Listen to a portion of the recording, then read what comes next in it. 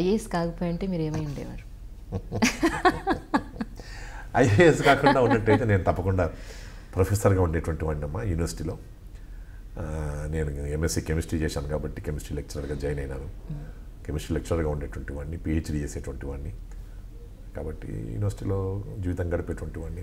కానీ ఎక్కడో దగ్గర నేను నా 21వ ఏట సినిమాల్లో చేరాలని చెప్పని నేను ప్రయత్నం చేశాను. సైఫాబాద్ సైన్స్ కాలేజ్లో పనిచేసేటువంటి రోజుల్లోనే మద్రాసుకు వెళ్ళి మేకప్ టెస్ట్ అవన్నీ చేయించుకున్నాను. హీరో అవ్వాలనుకున్నాను, చేరాలనుకున్నాను, మీకేంటి సార్ చేరాలనుకున్నాను. అయితే అప్పుడు ఉన్నటువంటి పరిస్థితులు ఇప్పటికీ ఉన్నాయి చాలా. అట్లాగే మీరు ఎంత ఇన్వెస్ట్మెంట్ చేస్తారండి అని చెప్పని నన్ను అన్నారు. మొగుడే ఉంటే మంగళుడు ఎందుకు అని చెప్పని, నా దగ్గర డబ్బు ఉంటే నేను ఇక్కడ ఎందుకు వస్తాను, నా దగ్గర డబ్బు లేదు అని చెప్పని బయటకు వచ్చేసేసి కాలేజ్ లెక్చరర్గానే హాయిగా ఉంది నాకు అని చెప్పనుకొని తృప్తి పడ్డాను నా 20వ ఏట. కానీ నా 60వ ఏట జనార్దన మహర్షి మిత్రుడు నాకు ఎస్పి బాలసుబ్రహ్మణ్యం, విశ్వనాథన్ గారితో కలిసి దేవస్థానం సినిమాలో నా కోసం ఒక ప్రత్యేక పాత్రను సృష్టించి సంవత్సరం పాటు ఆగి, వద్దు బాబు నేను ముఖానికి రంగేసుకోను అది ఇది అని చెప్పనంటే, లేదు సార్ మీకోసం తర్వాత ఇంకా 6 నెలలు ఆగుతాను, ఇంకా 3 నెలలు ఆగుతాను, ఇంకా టైం పట్టని, కానీ మీరు దీంట్లో ఉండాలని చెప్పని నేను మీకోసం రాసుకున్నాను ఈ కథ అని చెప్పని నేను వాలంటీర్ రిటైర్మెంట్ అయ్యేదాకా ఆగి దేవస్థానం పిక్చర్ తీశాడు. 20వ ఏట నేను అనుకున్నటువంటి కళ 60వ ఏట సాకారమైంది నాకు. చూడండి, మొత్తానికి మీరు కోరుకున్నది ఎప్పుడో భగవంతుడు ముందు వెనుకో మొత్తానికి అనుకున్నట్టుగా భగవంతుడు చేస్తాను. సాధించాను. తర్వాత 2-3 పిక్చర్లలో ఏదో నటిస్తూ ఉన్నాం. అది రొటీన్గా వచ్చేటువంటి పరిస్థితి. ఇప్పుడు నాకు ఇంకా అంతగా అంతర్లీనంగా ఉన్న కోరిక అయితే తప్పకుండా తీరింది. సార్ అలాగే ఇప్పుడు ఇందాక మీరు పిహెచ్డీ అంటే గుర్తొచ్చింది, మీ మీదే పిహెచ్డీ చేశారట, అది ఒక్కసారి ఎలా జరిగిందో ఒకసారి చెప్పండి. నేను ఎంఎస్సీ కెమిస్ట్రీ చేసిన తర్వాత పిహెచ్డీ చేస్తున్నప్పుడు, పిహెచ్డీలో నేను సక్సెస్ కాలేకపోతున్నాను అనేటువంటి రీతిలో అనుకుంటున్నటువంటి రోజుల్లో నేను పబ్లిక్ సర్వీస్ కమిషన్లో డిప్యూటీ కలెక్టర్గా సెలెక్ట్ అయ్యాను. అప్పుడు మా ప్రొఫెసర్స్ని అడిగాను, కొండలరెడ్డి గారిని, పిఎస్ రావు గారిని, ఈ పిహెచ్డీ మీరు 48వ ఏట కూడా చేయొచ్చు,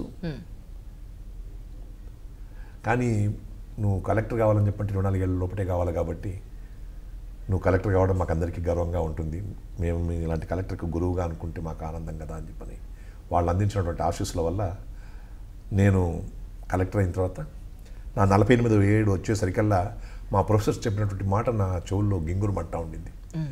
48వ ఏట కూడా నువ్వు పిహెచ్డీ చేయొచ్చు అన్నారు, కాబట్టి నేను ఎందుకు పిహెచ్డీ చేయకూడదని ఒక 2-3 ఏళ్ల పాటు నేను కెమిస్ట్రీలోనే చేద్దామని చెప్పని ప్రయత్నం చేశాను. అప్పుడు ప్రీ పిహెచ్డీ ఎగ్జామ్ ఇచ్చే సమయంలో నేను అస్సాంలో ఎలక్షన్ అబ్జర్వర్గా పోవడం, నాకు వీలు కాకపోవడం, మళ్ళీ ఇంకో 2 సంవత్సరాలు ఆగిపోవడం అట్లా జరిగిపోయింది.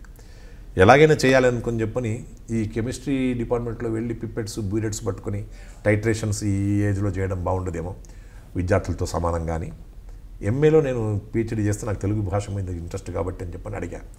అడిగితే వాళ్ళు అన్నమాట ఏంటంటే, మీరు మళ్ళీ ఎంఏ పరీక్ష రాయాలి, అప్పుడు కానీ పిహెచ్డీ అవుతుందంటే నేను ఎంఏ పరీక్ష రాస్తానని చెప్పని ఉస్మాన్ యూనివర్సిటీకి వెళ్ళి ఎంఏ పరీక్ష రాసి 2004లో నేను ఎంఏ యూనివర్సిటీ ఫస్ట్గా వచ్చాను. తర్వాత నేను పిహెచ్డీ రిజిస్టర్ చేసుకున్నాను 2004-2005 మధ్యకాలంలో. 2009 ఫిబ్రవరి 8వ తారీఖుకి నాకు పిహెచ్డీ వచ్చింది. నేను ఎప్పుడైతే పిహెచ్డీ పొందినానో నాకు ఆ రకంగా ఉండేటువంటి అంతర్లీనంగా ఉండేటువంటి కోరిక కూడా అది కూడా తీరింది. ఈ రకంగా నేను పిహెచ్డీ చేసేసేసి నా 58వ ఏట కూడా నేను పిహెచ్డీ చేశాను. కాబట్టి చాలామందికి చెప్పాను, నిరంతరం విద్యార్థిగా ఉండడం అవసరం, అంతేగాని ఒక ఏజ్ అయిపోయిన తర్వాత మనం చదవమని అనుకోకూడదు. నా 58వ ఏట కూడా నేను పిహెచ్డీ చేయడానికి కోసం ప్రయత్నం చేసినాను. ఇంకా తర్వాతి కాలంలో కూడా చాలామంది పిహెచ్డీ చేసేవాళ్ళు వచ్చినారు. కాబట్టి మనం చదువుతూ ఉండాలి, నిత్య జీవితం అంతా కూడా చదువుతూ పోవాలి, విద్యార్థిగా ఉండాలని చెప్పినాను. ఈ విషయము చీకోల సుందరయ్య గారు బాగా స్ఫూర్తి పొంది ఒక పుస్తకం రాశాడు, ప్రజలు ప్రభుత్వం ఐఏఎస్ అని.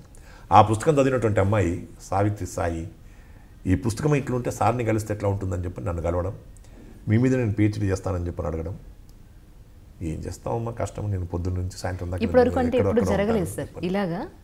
ఒక ఐఏఎస్ ఆఫీసర్ జీవితంపై, సారస్వత దృక్పథంపై, సాంస్కృతిక దృక్పథం మీద పిహెచ్డీ చేసిన వాళ్ళు నాకైతే తెలియలేదు.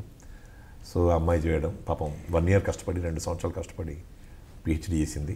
ఆమెకు డాక్టరేట్ వచ్చింది. అదొక పుస్తక రూపంలో కూడా వచ్చింది బయటకు. అద్భుతం సార్.